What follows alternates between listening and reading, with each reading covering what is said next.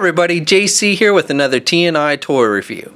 And for today's review, I'm going to be kicking off a series of reviews looking at the third wave of DC Comics 6-inch Icons figures from DC Collectibles. Now these figures will be due out next month in June.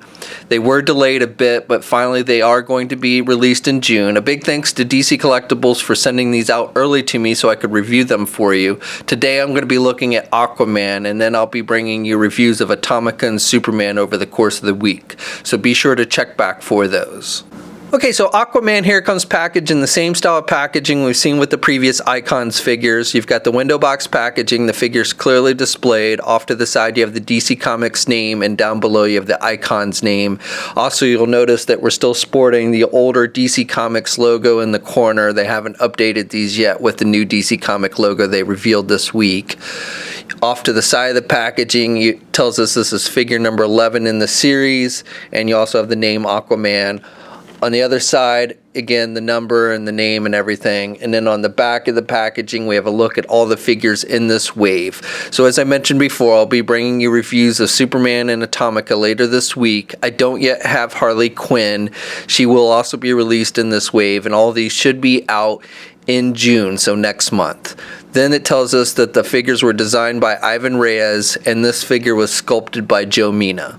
Okay, so let's get this open and take a look at what's inside. Okay, so here's a look at the figure outside the packaging. So first of all, the figure comes with a little sheet that shows you how to work the accessories, and it shows you for all the figures in the wave. So on one side you have Superman and Aquaman, and then on the other side you have Harley Quinn and Atomica.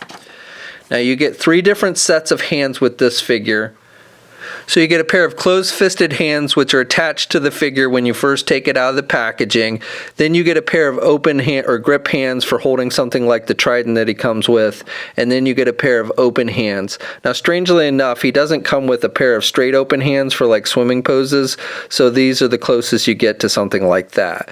And as far as taking the hands and switching them out, they're really easy. You just pull out the hand. They're attached with little pegs. And then you can put in whatever hand that you want. And they just pop right in. You get 2 head sculpts with this figure. So the one that's attached to the figure is the regular head sculpt. Now this figure is based on the Legend of Aquaman comic, so you get the short blonde hair with this figure. And I like the overall sculpting of it. I think it looks pretty good. The eyes are painted nicely. You've got some shading effect on the blonde hair, and the skin tone is pretty good.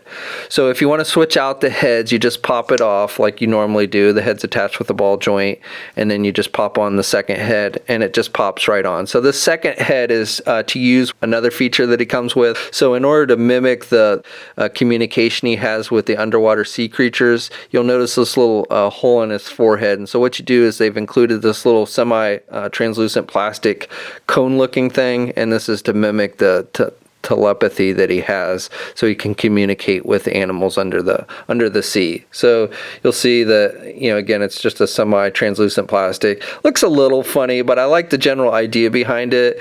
And I think maybe if they made it just so it comes out a little bit more, it would have looked better. But again, I do like the idea behind it. And the final thing he comes with is the classic Aquaman Trident, and it's a 5-tip Trident, and it is very pointy at the top here. It's done with a gold plastic. Not a lot of detailing on the actual handle part, but I do like the tips. Now it is a very thin plastic, so be careful you don't bend them too much or you could snap them, so just be careful. I like the little extra detailing here. Now I don't know why, but you can actually pull this apart, so this top part actually comes off. So I don't know if there's any significance to that, but you can actually remove that. And then as long as you have the grip hands on, you can put it in either hand. You just kind of slide it down, and he holds it nice and tight. And the Trident is actually a little bit taller than the figure. So for the figure itself, I think they've done a nice job with the paint applications. I like this orange metallic paint that they use for his shirt, and then they use darker greens for his gloves and his pants and everything. He's got the little fins that come out the back of his thigh, which look pretty good. And I like the sculpting on the gloves.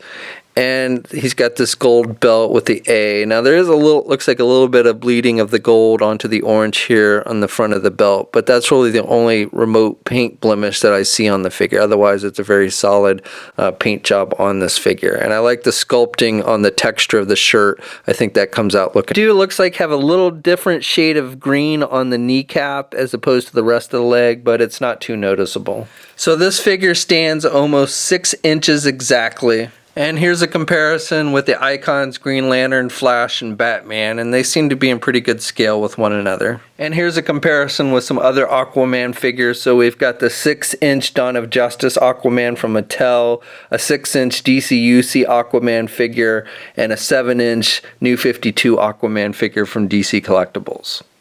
And then finally, here's a comparison with the Marvel Legends Namor figure, and you can see the Icons is definitely a bit smaller. So articulation is pretty much the same as we've seen with previous Icon figures in this line. Head's on a ball joint so he can look left and he can look right, and he's got a little bit of down movement with the head, not a whole lot in the way of back movement. Arms are attached with your standard ball hinge joint at the shoulder so he can get his arm out about that much. He's got good rotation there at the arm. He's got a bicep swivel, double jointed elbow so he can bend his elbow about that much. He's got swivels at the wrist, hinges on the hands, so he's got good up and down movement with the hands.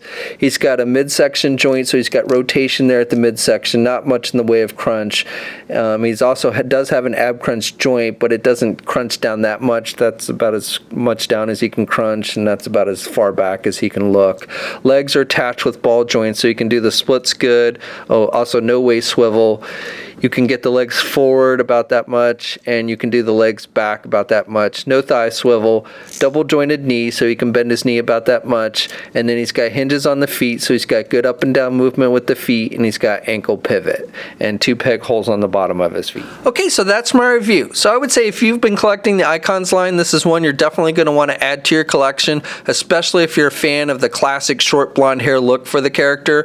I really like the texturing on the shirt and the orange metallic paint that they use. I think that comes off looking good. I think it comes with some pretty cool accessories. Now this figure will hit shelves, comic and specialty shops in June. We'll have a full gallery of images up at toynewseye.com. There'll be a link in the description below. As always, leave a comment. Let us know what you think. If you're so inclined, please like the video. Also, if you haven't already, please follow me on my Facebook and or Twitter pages. I'll have links to those in the video description as well. And then be sure to check back later this week for my reviews of the Icon Superman and Atomica figures, which will also be due out in June. So until next time, I'll catch you later.